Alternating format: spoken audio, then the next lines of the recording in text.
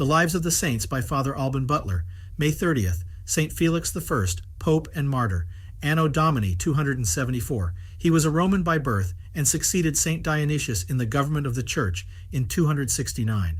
Paul of Samosata, the proud bishop of Antioch, to the guilt of many enormous crimes, added that of heresy, teaching that Christ was no more than a mere man, in whom the divine word dwelt by its operation, and as its temple, with many other gross errors concerning the capital mysteries of the Trinity and Incarnation.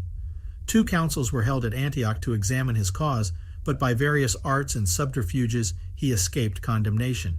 However, in a third, assembled at the same place in 269, being clearly convicted of heresy, pride, and many scandalous crimes, he was excommunicated and deposed, and Domnus was substituted in his room.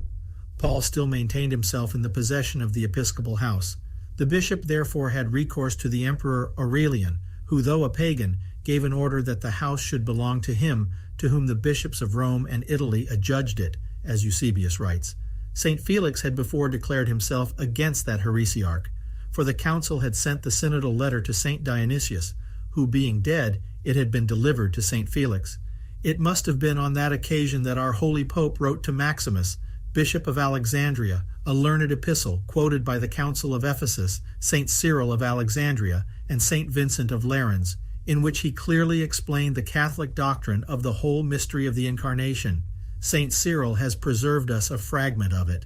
The persecution of Aurelian breaking out, St. Felix, fearless of dangers, strengthened the weak, encouraged all, baptized the catechumens, and continued to exert himself in converting infidels to the faith.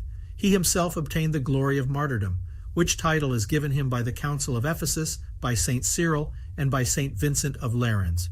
He governed the Church 5 years and passed to a glorious eternity in 274. The Western martyrologies name him on the 30th of May.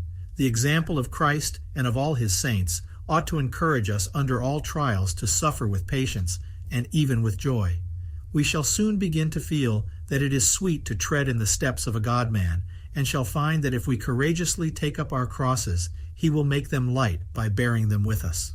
The soul will find it sweet to be abandoned by creatures, that she may more perfectly feel their emptiness, and learn that men are false and treacherous. Then will she place her whole confidence in God alone, and cleave to him with her whole heart.